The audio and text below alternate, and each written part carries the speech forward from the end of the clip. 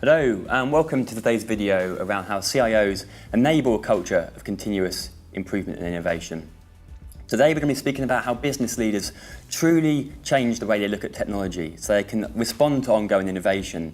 And by that, of course, that means they can be better at improving customer services, changing their business model, and also adapting to changing market conditions.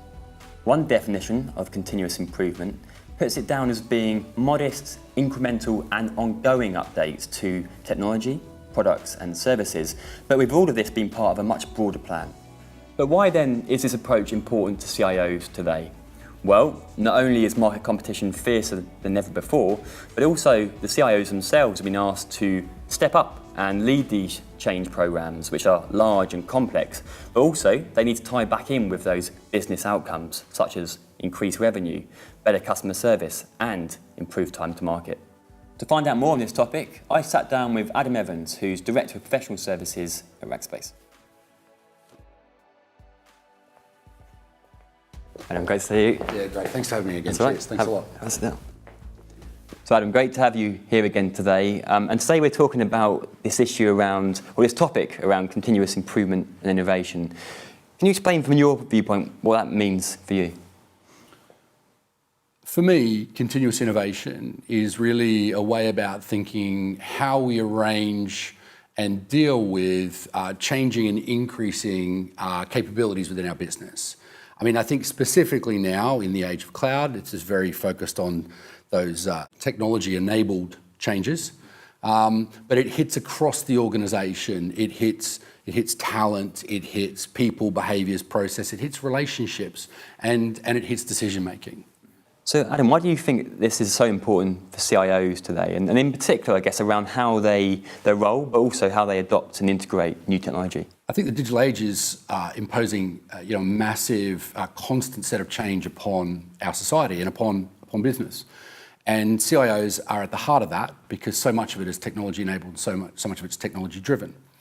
I think, therefore, a CIO must be able to not only understand the basics of how to implement or integrate a technology, but fundamentally how to extract value from it, and not just now in the short term, but in the long term as well, have an opinion on that.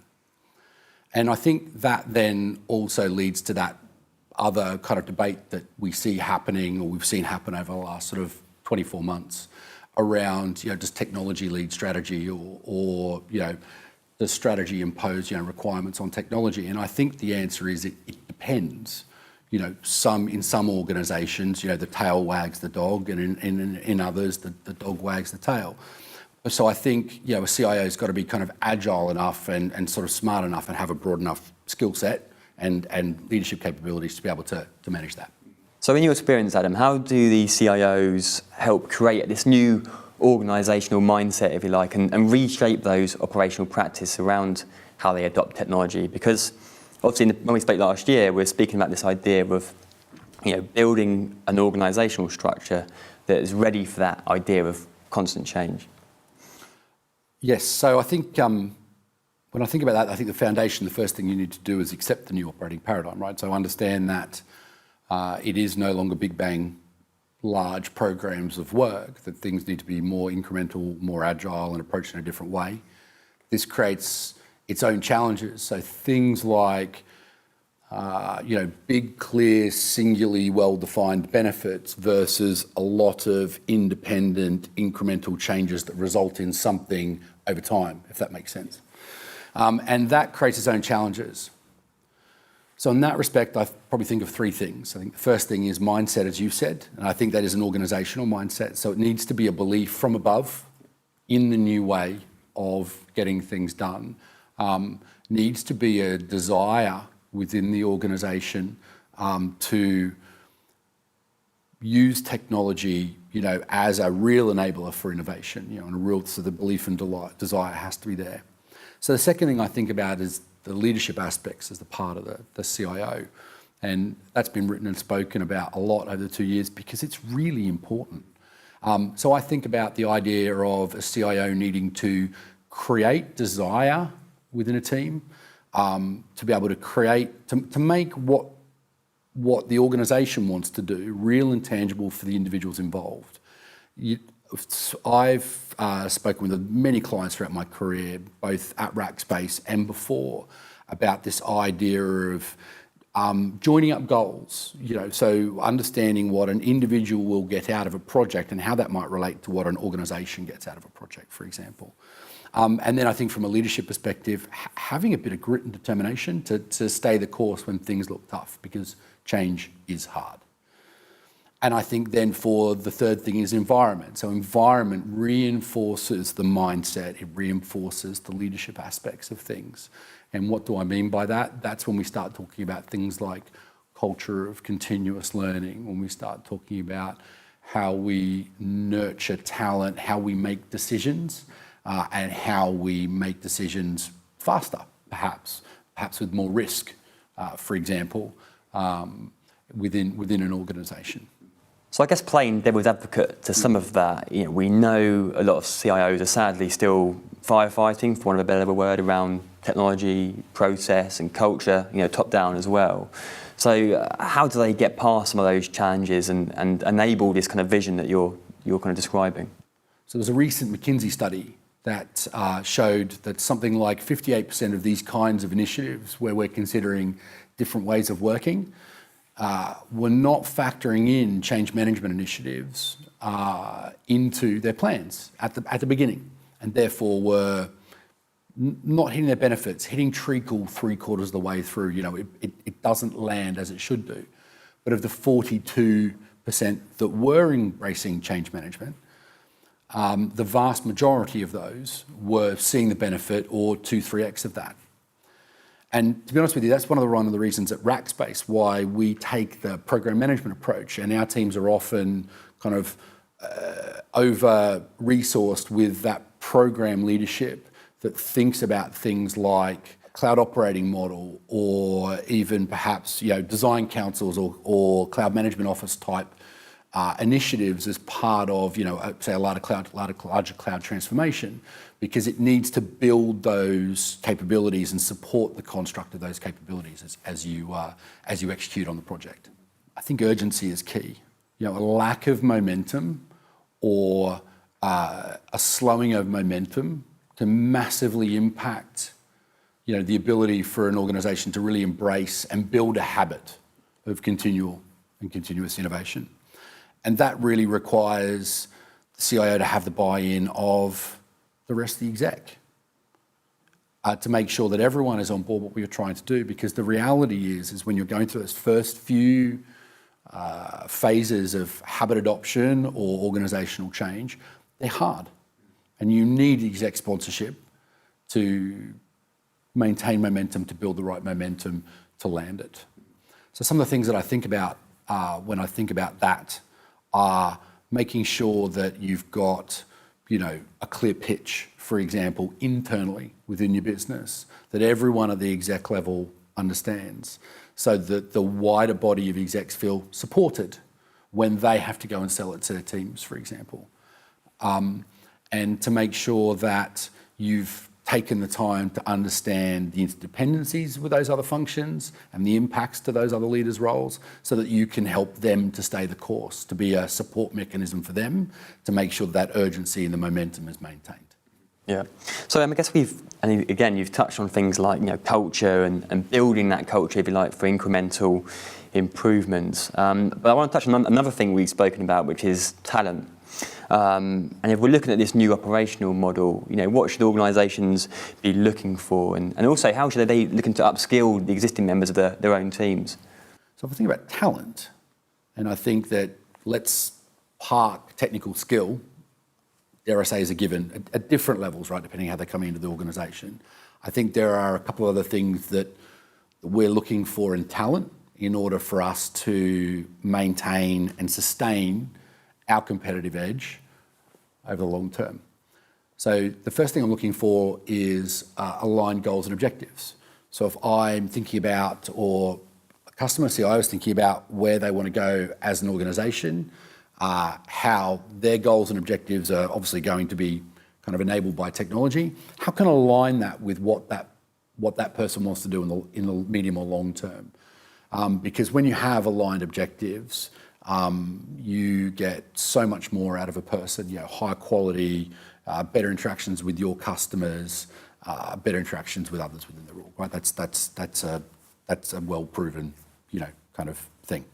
So, secondly, I think about kind of behaviours I'm looking for. And if you think about continuous innovation and change versus that big lumpy thing that we spoke about earlier, you need a little bit of what we at Rackspace call strategic agility. You need that within the individual contributors in your team, the ability to be able to change the course, to move on from one initiative to another, to be able to effectively kind of bin that last 3 months worth of work and start the next thing because you've realised that either A, it's not working, or B, something else has changed that means you need to start something new.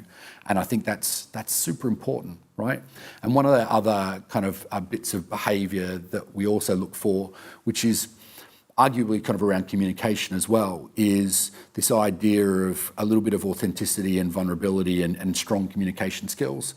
And so that idea that if you give someone a deep technical problem to solve, or even a complex business problem to solve, that they've got both the confidence, that's as an organisational thing, but the ability and the wherewithal to be able to raise that at the right stage so that a team can gather around that. Because the reality is, given the complexity of the stacks that we're typically dealing with, it simply requires teams to solve those biggest problems, and you need people who can work really well in a team with a lot of different personalities to make the most out of those people investments.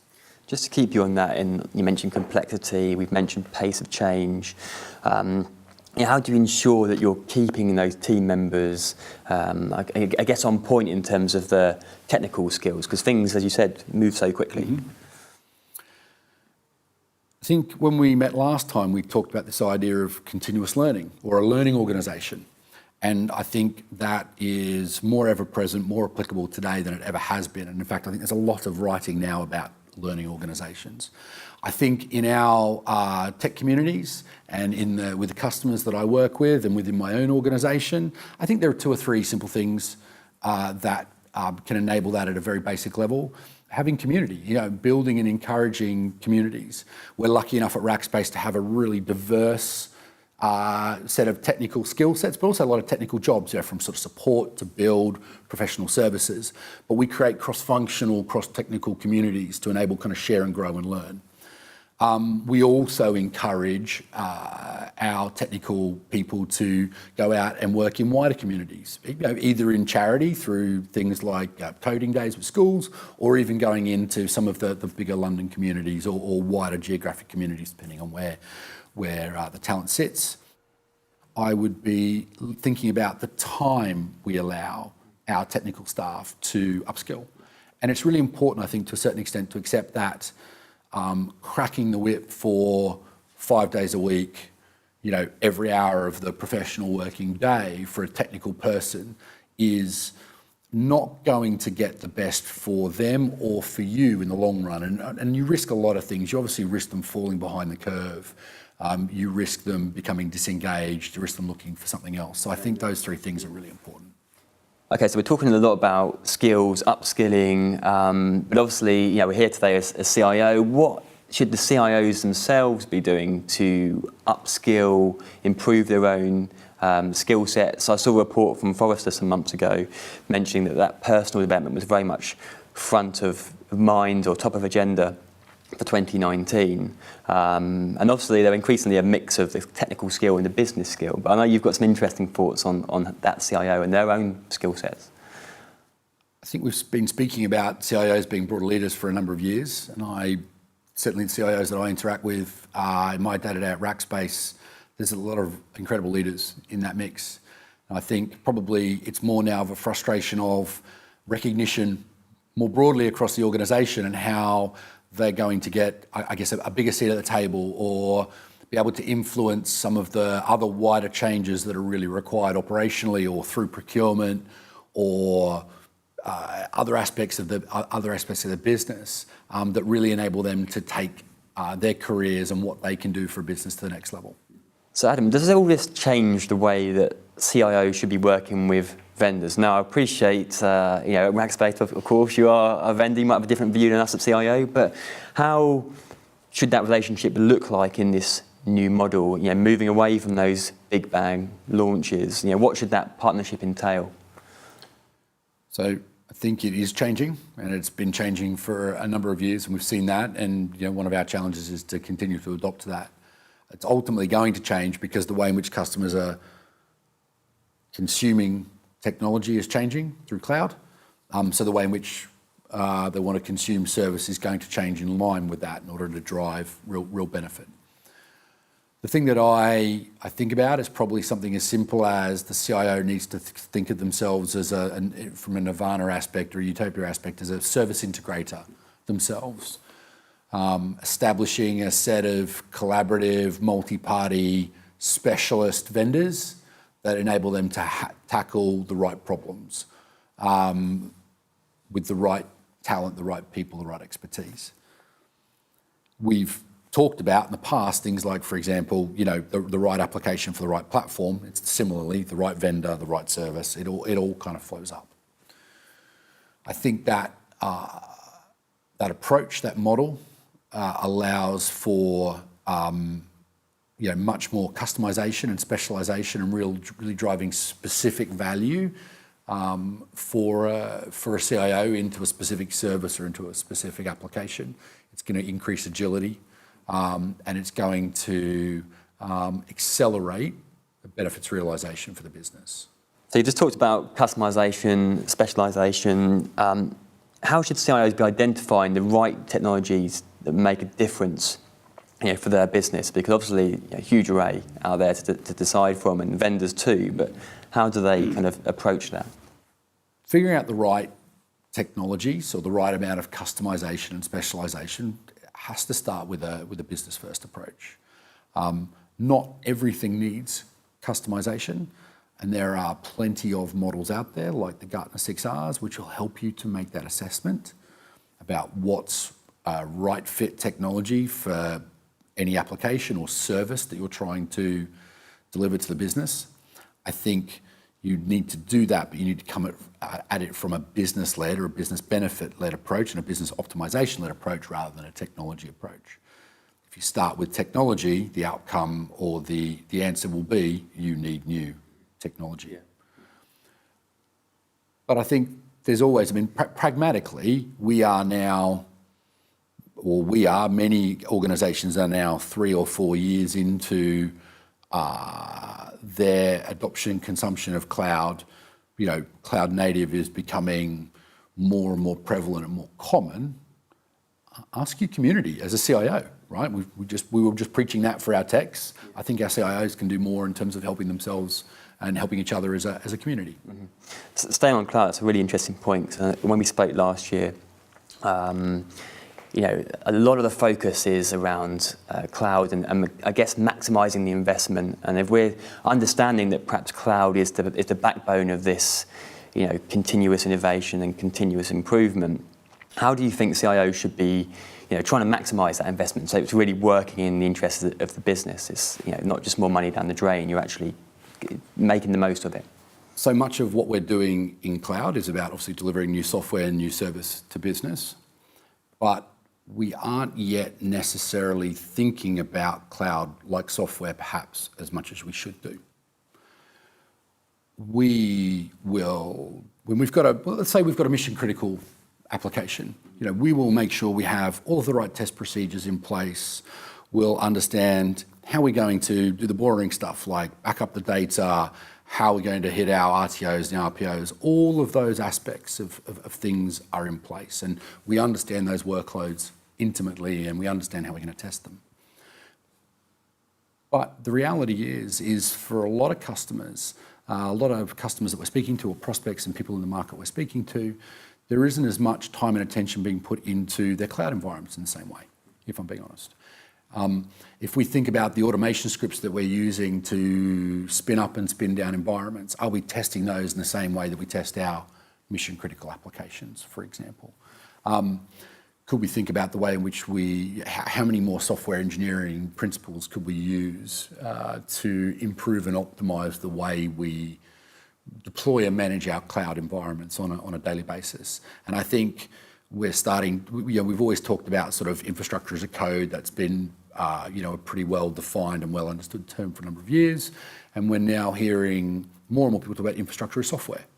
And I think that idea that software engineering principles and infrastructure as software is really going to be the next shift in terms of how we really where CIOs really begin to maximize value of cloud, because it's so much less about the infrastructure and much more about the code that underpins it. So Adam, we're coming towards the end, sadly, but what would your final advice be to CIOs in terms of how they can build that culture for kind of incremental tech improvement and innovation? What your kind of key words of wisdom be before we leave today? Firstly, don't panic when your course is altered mid-flight. You build for, or at least expect, that you'll need to be agile in terms of your direction or the way you're pointed. I've spoken to a couple of CIOs recently who I guess have a good relationship with their board, a strong relationship with their board, and in terms of firm plans, that they're almost refusing or being completely non-committal to anything past 12, 18 months. So once they've got a good program built and trust built with the board, and they're demonstrating kind of clear benefits in the short, medium term, and they're demonstrating they've got those mechanics in place, they've been given that little bit more flexibility. I think secondly, plan for staff attrition. Change is hard, as we've said a couple of times. As you begin to explore new avenues in technology, you will find people become disengaged. They won't like the path you're going down, for example. They will have a passion for a particular stack. That's okay. I think you almost have to see that as that's okay for both parties, I should say. And I think you have to see almost that as an opportunity to vary the team, to bring in new skills, to bring in new behaviours, and actually to accelerate new ways of working. Thirdly, set the right expectations. The reality is building a culture of continuous innovation isn't going to happen in 6 months. There's a blend of organisational, emotional, as well as sort of practical process and technological barriers that you're going to have to overcome. And as a result, this stuff is going to take time. So set your compass direction, agree some demonstrable, measurable, intermediate steps so you can demonstrate progress. That's important. But don't assume that this will happen, in overnight or within a few quarters. Yeah. Adam, we're out of time, but thank you so much for your time and insight today. And thanks to you, the viewer, for tuning in. For more information around topics discussed today, you can head to cio.co.uk or rackspace.com. Thanks again, Adam. Thank you.